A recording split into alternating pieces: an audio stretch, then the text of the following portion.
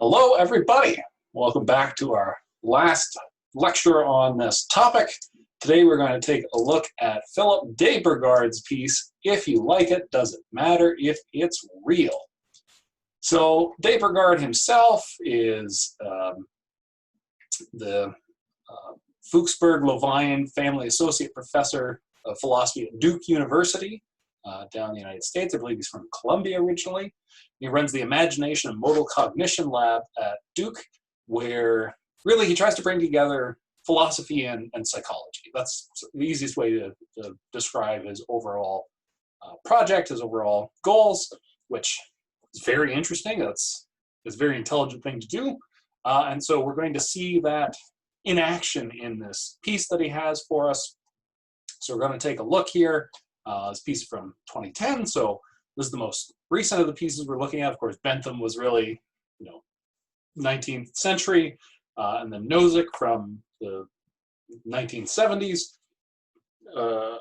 99 for Cowell, and then this piece from de Brigard. And in fact, de Brigard cites the Cowell piece, which is a nice little interaction there. So you can sort of see the progression of thought on a particular kind of matter. You've got Nozick, and then Cowell's responding to Nozick, and then de Brigard is responding to Cowell as well as Nozick.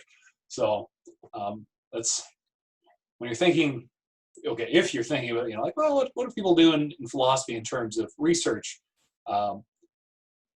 What do research projects look like?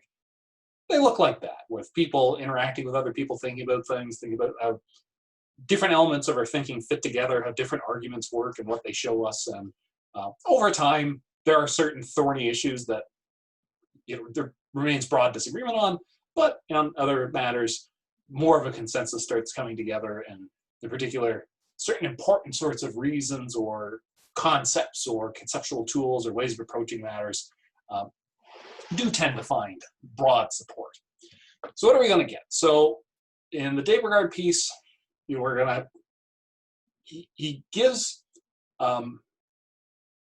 actual psychological experiments. So he proposes 4 variations of the experience machine thought experiment and shares his experimental results. So he actually poses this to people, asks what their opinions are, also asks them to explain briefly why they respond the way they do.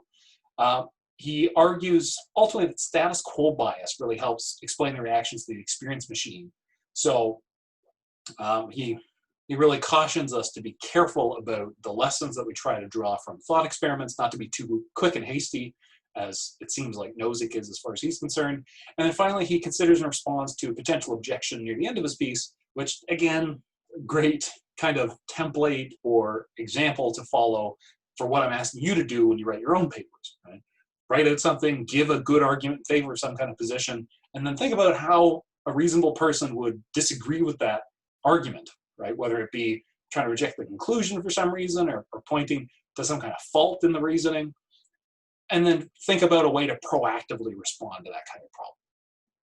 Okay, now before actually getting into the different variations that de Brigard poses, let's just take a look. It's sort of a long quote, so sorry for the big block of text. Just the way he tries to describe his own purpose in this paper. So he says, this paper attempts to cast doubt upon the effectiveness of the experience machine thought experiment, not by way of providing an understanding of hedonism that can accommodate the intuition it elicits, but rather by showing that such intuition does not provide support for the claim that people prefer not plugging in because they value being in touch with reality. To that effect, I present some experimental evidence suggesting that the intuition elicited by the experience machine thought experiment may be explainable by the fact that people are averse to abandon the life they have been experiencing so far, regardless of whether such life is virtual or real. So the only part I'm going to sort of explain here on the second line there where he says, I'm not going to try to provide an understanding of hedonism that can accommodate the intuition it elicits. So again, think back to when I was talking about Bentham. Hedonism is really the view that all that matters is pain and pleasure to some extent. Bentham is clearly hedonist in what he's telling us. Nozick, as he proposes the experience machine thought experiment, the lesson that he draws from that is precisely that hedonism is wrong. Right? It's not just pain and pleasure we care about. It's not just our mental states.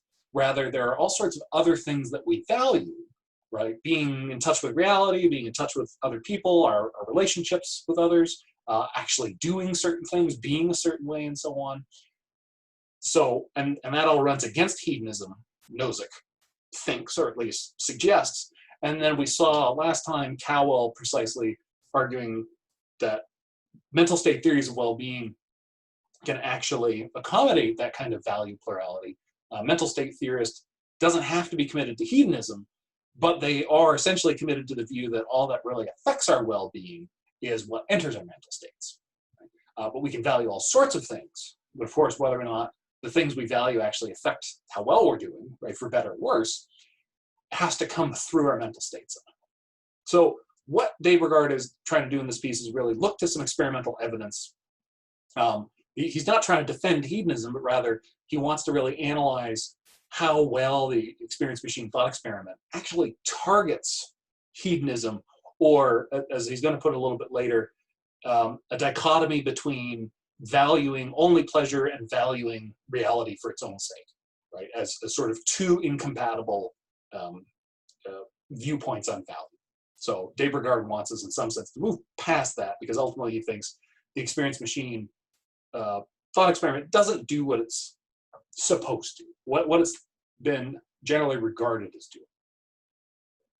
Okay, so we get some variations of the experience machine. So rather than just use the experience machine exactly the way Nozick suggested it, although he includes a quotation to that effect, Dave Brigard poses some different vignettes to the people that he actually has answered them.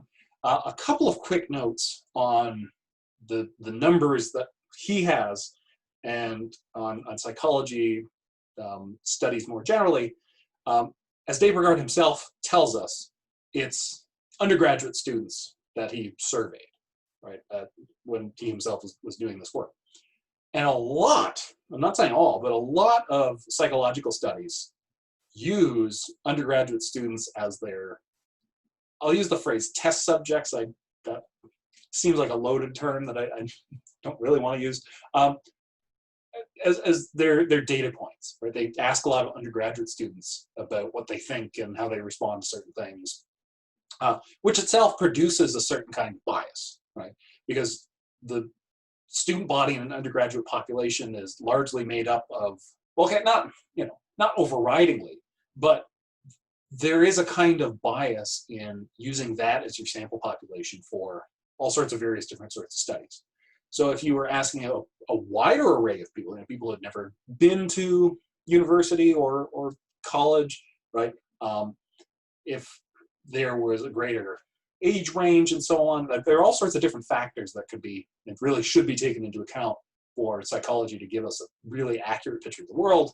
Now, I'm not trying to put that forward as a reason to just, entirely doubt and be completely skeptical about what psychology is finding, but it is something we need to consider and take into account.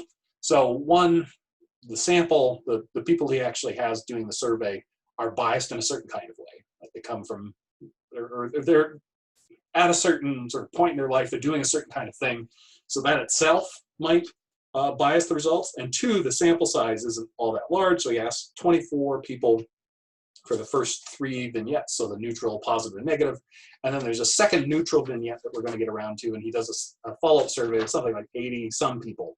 But here again, it's not a huge sample size. So a larger sample, a larger population being asked about this would be very desirable. But still, the results give us something to think about, something to work with, and some food for thought.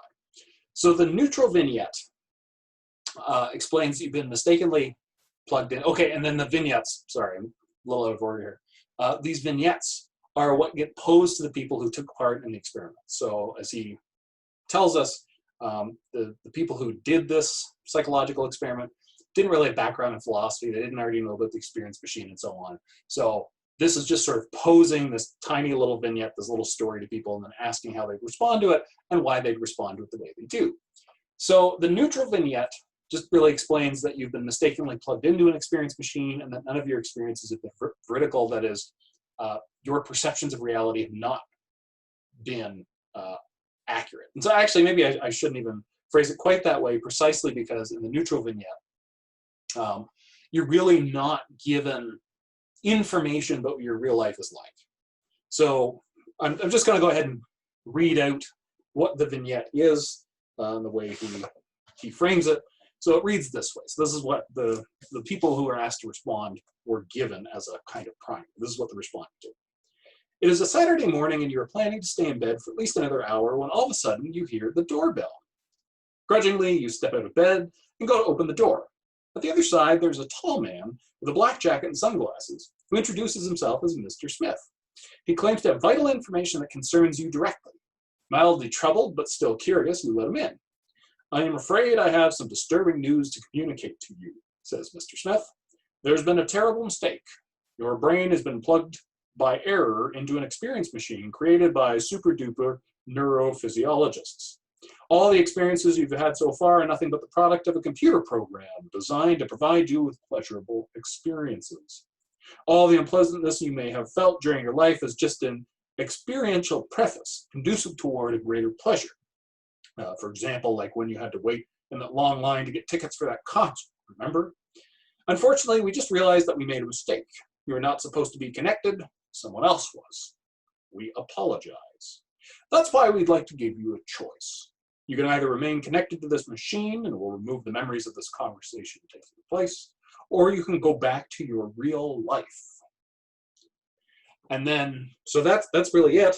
And then what do you choose, right? Remain connected or go back to reality. And then they're supposed to explain the results. So in the neutral vignette, you don't really know what your real life was. You just know that you've been plugged into this experience machine. And then just from the way the vignettes are, it's, all the experiences you've had so far are nothing but the product of a computer program designed to provide you with pleasurable experiences. So just from the way it's phrased, it sounds like your entire life has been in the experience machine. So really, this seems like a version of the Matrix scenario. Of course, we get Mr. Smith, right? Whoever that might be. Now, of course, with Agent Smith, as well as the other agents, they're named after very conventional names, right? Smith is just a very common name. So, at least it was, right? Things like Smith and Jones were really stock and trade, just stand-in names for anybody in philosophy, especially in like the 60s and 70s. Those were just sort of the go-to names that people tended to use. So we've got the neutral vignette, which really just says, look, you're in an experience machine. That's what you've been plugged into. Do you want to go back to your real life, the one outside the machine, or do you want to stay plugged in? Right? That's it. And why? Now, there's also the negative vignette that explains the same thing, right? You've been plugged into this experience machine. Your experiences haven't been veridical. They haven't been accurate, but you're given a little bit more information, right? You can have the memory of the conversation erased. You can stay plugged in, or you can go back to your real life. But this time we get a little bit more information about what that real life is. And by the way, you may want to know that your real life is not at all as your simulated life. In reality, you're a prisoner in a maximum security prison in West Virginia. So, in the negative vignette, now the choice is between staying in the experience machine and continuing to lead the life that you're currently living, or get unplugged and go to, maximum security prison in West Virginia. So now all of a sudden you've got some sense of what reality is like. So in the neutral vignette, you just know that you've been in the experience machine, so your experience has been, in some sense, simulated. The sensory experiences you've had and so on aren't real, but you don't know what the real experiences are. And just from the way it's phrased, it doesn't even seem like really, in some sense, there are real experiences. I think if I was posed with this as an experiment, I probably would have had a lot of questions before I answered. Just like, well, what do you mean? Right? Like, what about this and what about that? No, just shut up and choose.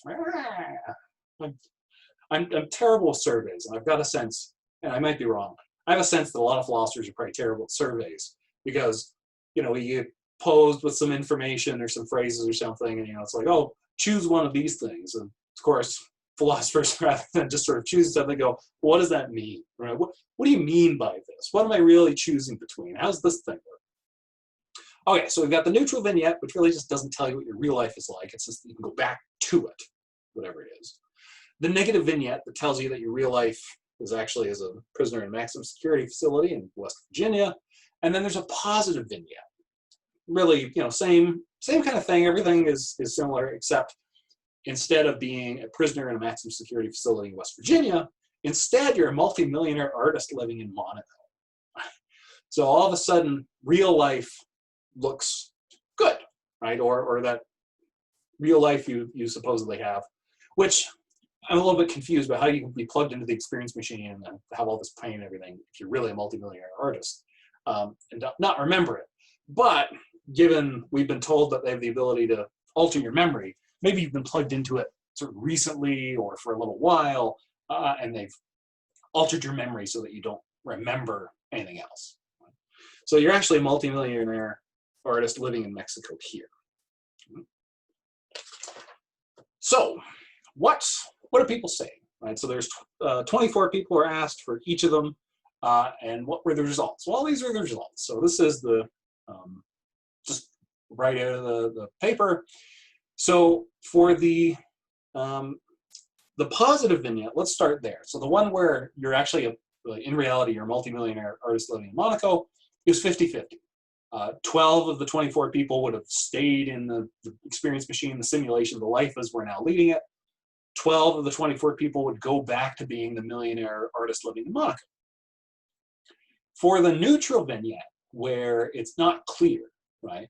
You just know you're in a simulated reality and you get to go back to whatever your real life was, though you're not told what it is. Slightly over half of the people would go back. So it was, 54% go back to reality, 46% stay connected. I haven't done the math on that, but my guess is that's 13 to 11. Right? It seems about right. For the negative vignette, where you're really a security, or you're a prisoner in a maximum security facility in West Virginia, somewhat unsurprisingly, I think, the vast majority of people, 87%, wanted to stay connected to the experience machine, and 13% would actually opt to go back to reality, go live in the prison and so on. So these are what the results we have here. Now, Brigard thinks those are pretty interesting results. Before we get around to actually talking about them, he did a follow-up study given these somewhat surprising results, particularly between the positive and the neutral. It's sort of interesting that there's not more of a discrepancy there, and that both of them are around 50-50. It's sort of unsurprising the negative one is tilted the way it is, but sort of interesting, especially with the positive one, that not more people wanted to get out of the machine and go be a multimillionaire artist living in Monaco, especially if that was their real life in the first place. So there's a second neutral vignette. This was the follow-up study that he did with 80 participants. Similar to the first one, a little bit different, except this time, what people are told, the extra tidbit of information that they get, is that your life outside is not at all like the life you've experienced so far. So you're not told whether or not it's good or bad, but you are told that it's different, right? That the life you're now leading is not the same as the one that you've got outside the machine. So what's the result there? Well, for the second neutral, the one where you know that your real life is quite a bit different from the one you're experiencing in the machine, the one that we're now familiar with, more people wanted to stay in the machine than to unplug and go back to reality, than to disconnect. Right? Now, Brigard explains, he says, only a third of the participants that wanted to disconnect, so that's about 13%, explained their choice by making explicit reference to their preference for reality. Instead, most of them wanted to go back because they were unsatisfied with their current lives, or because they did not want their decisions to be pre-programmed, or simply because they were curious to see what life outside the machine would be like. So in the second neutral, more people want to stay than go out. So there seems to be a little aversion there to choosing to go lead a life that's significantly different from the one that you're now leading. And even when you're sort of looking at the qualitative results, so not just the well, they picked yes or no, but why? How did they explain their own choice?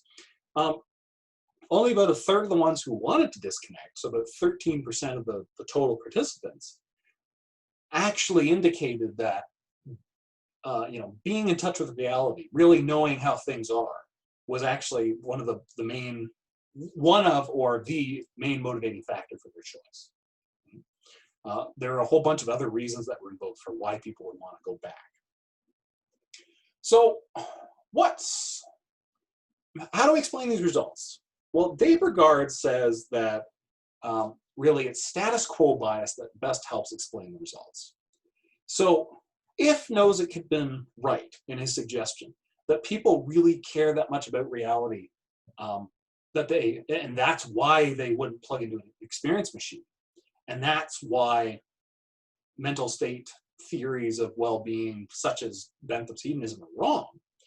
If those were the right view, then Brigard would have expected to see different results. He would have expected to see a higher proportion of people want to go back to reality, particularly in the neutral and even the positive versions of the experiment.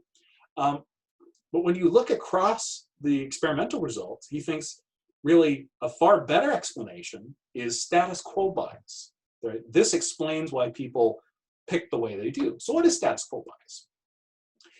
As he explains it, it's the fact that people tend to prefer the state of affairs they're currently in, their status quo, because when facing a decision that could alter it, the disadvantages of leaving it loom larger than the advantages.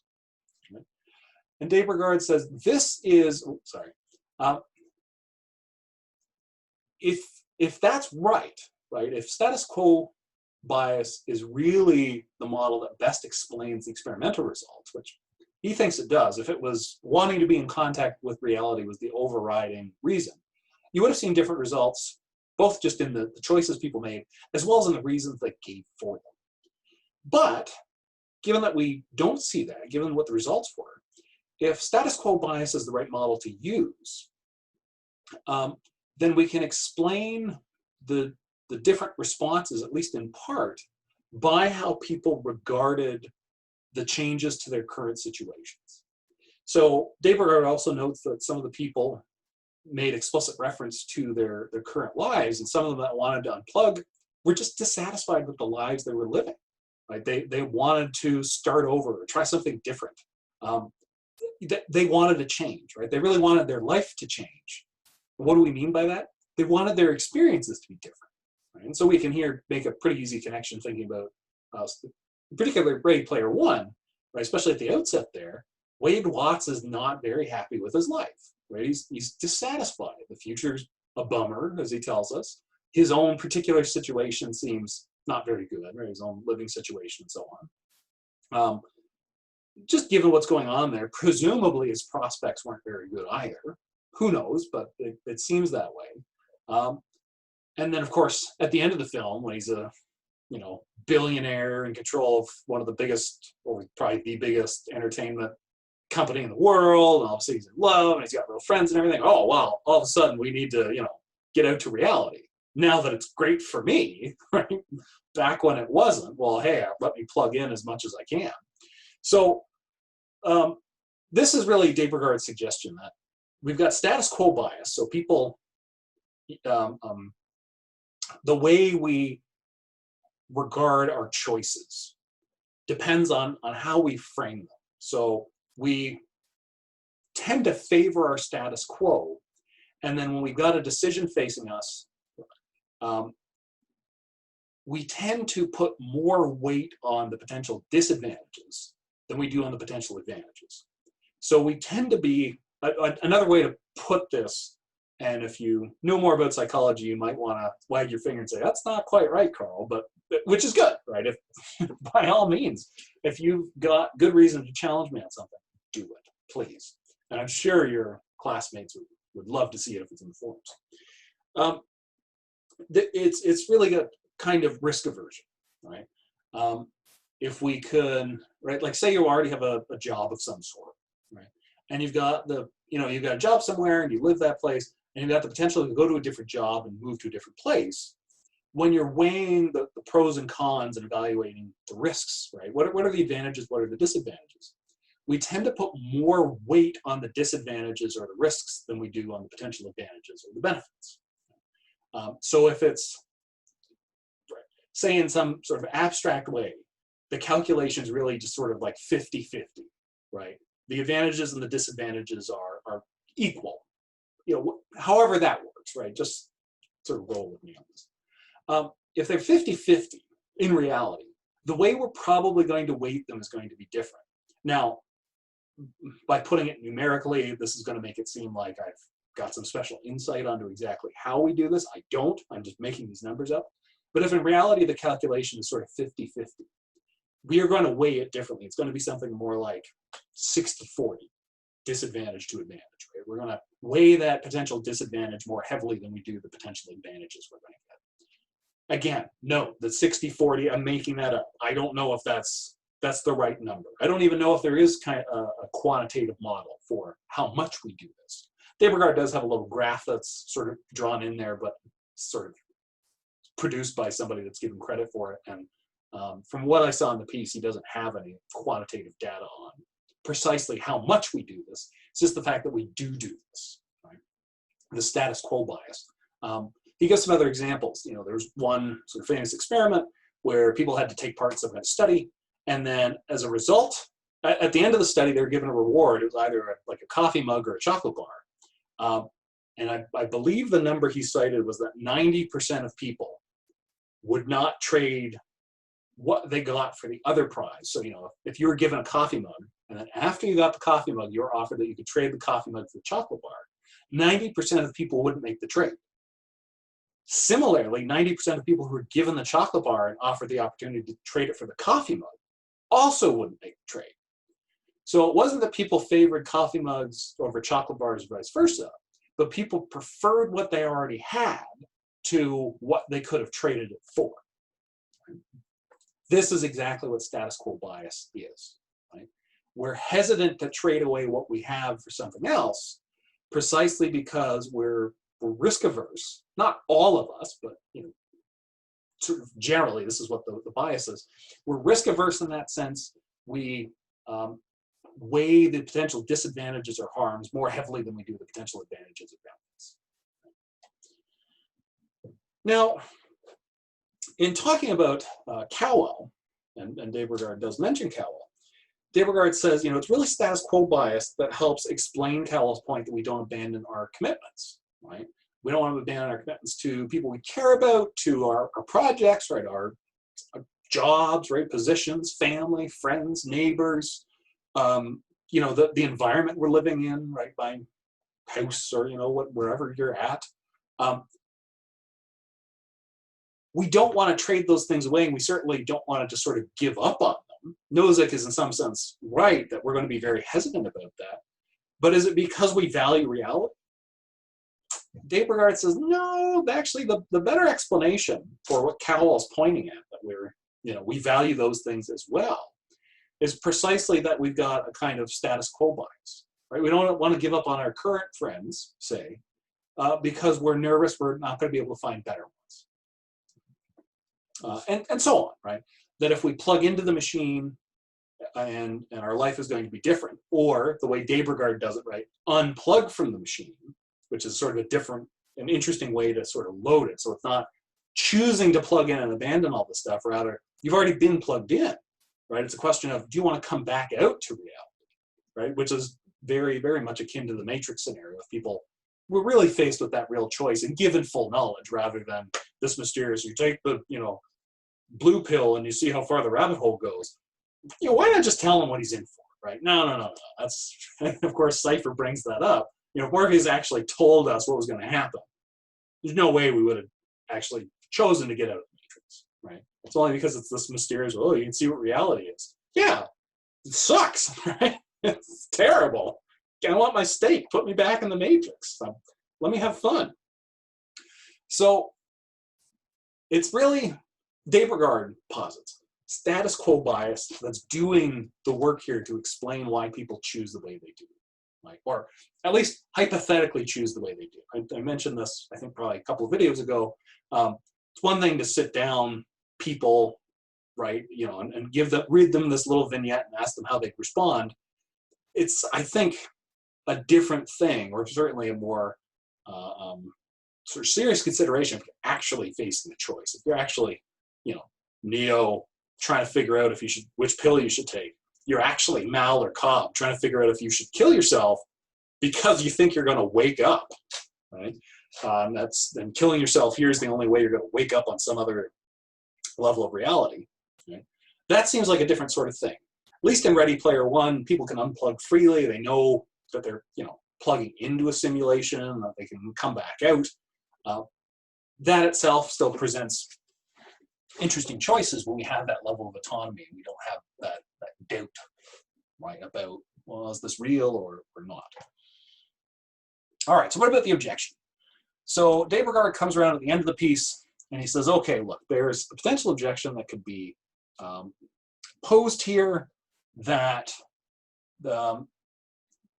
if results are coming from status quo bias, right, in sort of the experimental results he's getting here, if status quo bias is really doing the work, then we should regard those intuitions or what people would do as irrational. And so we shouldn't weigh them as heavily as the considered judgments of rational people when we're thinking about whether or not reality is valuable or whether or not pleasure is really the only thing that matters. Now, Brigard responds himself with two reasons. First, it isn't clear that by the mere fact of being swayed by the status quo bias, an intuition ought to be considered to court irrational. So what does he mean by that? Really just, even if status quo bias is part of the motivating force, or even in some sense the sole motivating force of people's responses to the vignettes he's posing, that doesn't mean that their intuitions, the way they feel about it, are entirely irrational. Right? It means we can point to a particular psychological mechanism as helping to explain some of them, but just because we can explain how people respond to something because of a psychological mechanism, right? Which, even when we talk about that psychological mechanism, that's just a way of talking about a general way to categorize and anticipate people's behaviors. Even when we can identify these sorts of patterns in people, that doesn't mean they're acting irrationally. It just means they're acting in some sense predictably. Second, even if we did reject the intuitions of most people because we chalked it up to status quo bias, and then we only wanted to consider include the considered judgments of rational people, such as well-trained philosophers, or whoever we put up on a pedestal as sort of the best people to consult on these matters. Brigard says, it's really not clear that the intuitions would all converge on the same thing. As he notes in the paper, there's this ongoing dispute amongst philosophers about whether or not a version of hedonism is correct, right? Whether or not mental state theories of well-being are really right, and even more particular, whether or not something like Bentham's hedonism is the right version of mental state theories. And then there are philosophers on the other side, like Nozick, who argue that the mental state theory approach to well-being in general is actually the wrong way to go, precisely because people can be mistaken, right? The mental states they have can be misleading in some sense. Thought experiments like the experience machine and so on. So Brigard, tries to respond to this. Look, just because we can predict what people are going to do, it doesn't mean they're rational. Even if we thought we should only be taking, sort of what we consider to be rational judgments or rational intuitions into account, even those diverge, right? There's still disagreement even on that level of people who have training and have spent time and energy thinking about these things. There's still disagreement there. So we should not be so hasty in trying to draw conclusions about something like what's valuable by using something like a thought experiment, like the experience machine. So just pulling this together and really closing, what does Brigard want us to do? Well, he cautions us about using thought experiments and drawing lessons from them or drawing conclusions from them too quickly. He also stresses the importance of taking empirical psychology into account. So actually asking people, right, how do you respond to this? Here's a scenario. How would you respond and why, right? What do you think your motivations are? What do people actually have to tell us? Which is something different from what Nozick was doing, which was very much from the armchair, right? Well, imagine you've got this experience machine. Do you plug in or not, right? And he tells us, no, you won't, right? Just sort of takes on for himself the ability to representatively speak for everybody in some sense. So, Brigard really is trying to encourage us to, well, basically get on board with his research program of bringing psychology and philosophy together on these sorts of issues. And also to be a little bit more careful. When we're using the thought experiment, we're posing some sort of scenario and saying, okay, look, if this was the situation, what would people do, or how would we respond? What does that tell us about what's valuable or what people think or whatever, right? Wants to slow down a little bit, try to actually do some of that work. And then based on the results from what he gets out of this study, he wants us to move beyond the pleasure-reality dichotomy that the experience machine and the associated literature and responses to it have seemed to fallen into, right? It just seems to be what really matters, pleasure or reality, being in contact with reality, knowing how things are, because those things can come into conflict. Instead, he wants us to open our minds a little bit more and take into account psychological mechanisms like status quo bias, and also like Cowell, look to value plurality and think about other sorts of values people have, not just, pleasure versus reality, but instead think a little bit more broadly about what it is people value, the ways in which they value them, and how we might trade those things off in certain sorts of scenarios. So this really leaves us with the question at the end, if you'd like it, does it matter if it's real? Which Brigard himself, leaves open, right? Does it matter if it's real or not, right? If you find it pleasurable. Now, based on the responses he got, at least some people would respond, yes, right? It does really matter if something's real, in addition to whether or not it's pleasurable. One note I want to put right here at the end to, in some sense, call Brigard's project, at least in this paper, into question. Even if the data we got from empirical psychology was really clear, right? Even if we ran some follow-up experiments, had a larger sample, asked more people, designed more vignettes and so on, trying to tease out the exact sorts of intuitions we want from people. Even if we got a good overall representation of people's attitudes and what they were, would those actually tell us what the answer is to our sort of guiding question in this event? Does something have to be real to be valuable, right? Is there a mistake if you value something that isn't real? Are the characters in our films doing something wrong if they choose pleasurable illusions over, say, less pleasurable real alternatives? Would you be doing something wrong if you chose to plug into the matrix or stay in the dream or, what have you? In posing that, just want to put one other thing to you. We often can appeal to widespread intuitions that people have as evidence for which view is the right one. But it's not always clear that that's actually the right move to make. Just imagine, if we go back to classical times, or you go back to ancient Greece or ancient Rome, slavery was widespread and quite common, right? It wasn't necessarily, it really sort of depends exactly what we're talking about. Slavery wasn't done sort of strictly along racial or religious lines, though of course that would be a factor. But typically, if people got conquered, they would, well, at least some of the ones that survived, would find themselves being enslaved, right? So in the classical world, people generally accepted slavery. And I bet if we did some kind of opinion poll, we'd find that, largely speaking, especially if we were asking people who aren't themselves slaves, most people would think that slavery is probably acceptable.